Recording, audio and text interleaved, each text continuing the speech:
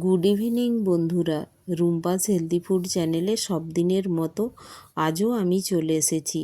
আজ নিয়ে এসেছি পটল আলুর পোস্ত রেসিপি। আমরা তো পটল অনেকভাবেই খেয়েছি, কিন্তু পটলগুলো এইভাবে ছোট ছোট করে আলুর সাথে বানালে খুব সুন্দর লাগে।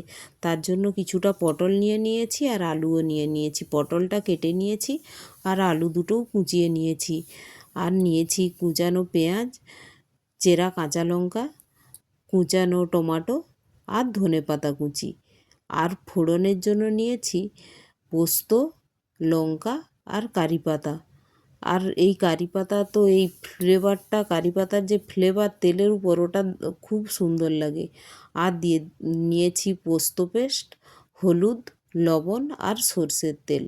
পোস্তটা আমি দেখুন শিলে ফাইন করে বেটে নিয়েছি। এখন আমি গ্যাসের ওভেনে একটি কড়াই বসিয়ে দেব। আর এর মধ্যে দিয়ে দিলাম সর্ষের তেল, আর ফোড়নে দিয়ে দিলাম পোস্ত, লঙ্কা, তেজপাতা দিয়ে একটু নাড়াচাড়া করে নেব। আর এখন এর মধ্যে দিয়ে দিলাম কুচানো পেঁয়াজ।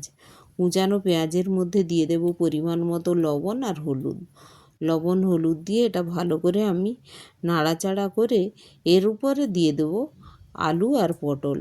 আলু পটলটা মশলার সাথে ভালো করে আমি একটু নেড়ে নেড়ে ভেজে নেব।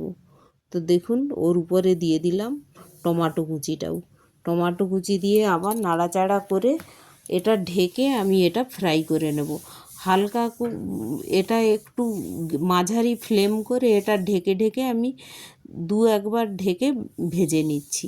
এখন দেখুন ভাজাটা প্রায় হয়ে গিয়েছে। এই দেখুন, এইভাবেই হালকা করে ভেজে নেব, তাহলে পটলের ফ্লেভারটাও ভালো আসে আর আলুটাও একটু কুক হয়ে যায়। এইভাবে ঢেকে ঢেকে করলে কুকটা তাড়াতাড়ি হয়ে যায়। তো দেখুন এখন এর মধ্যে দিয়ে দিলাম পোস্ত পেস্ট, দিয়ে আমি এটা নাড়াচাড়া করে নিচ্ছি।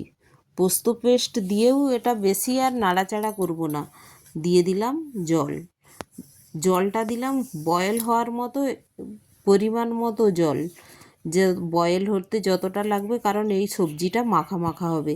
দেখুন এইভাবেই জলটা দিলাম, দিয়ে আমি এটা নাড়াচাড়া করে ঢেকে দিলাম। ঢেকে এটা কন্টিনিউ 5-6 মিনিট আমি কুক হতে দিয়েছিলাম।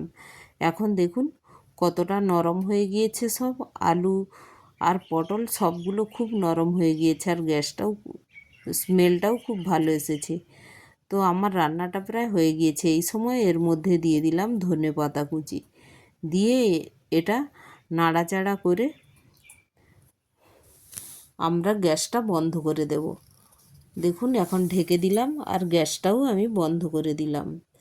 আমি কিছুক্ষণ পরে এলাম, দেখুন সবজিটা কত সুন্দর হয়ে গিয়েছে আর গরম ভেপার উঠছে, কিন্তু ফ্লেভারটাও খুব ভালো এসেছে। তো অবশ্যই এইভাবে পটল আলুর পোস্ত এইভাবে অবশ্যই একবার বানাবেন। আর আমার রেসিপিগুলো যদি ভালো লাগে একটি লাইক, শেয়ার ও সাবস্ক্রাইবও করে দেবেন। থ্যাংক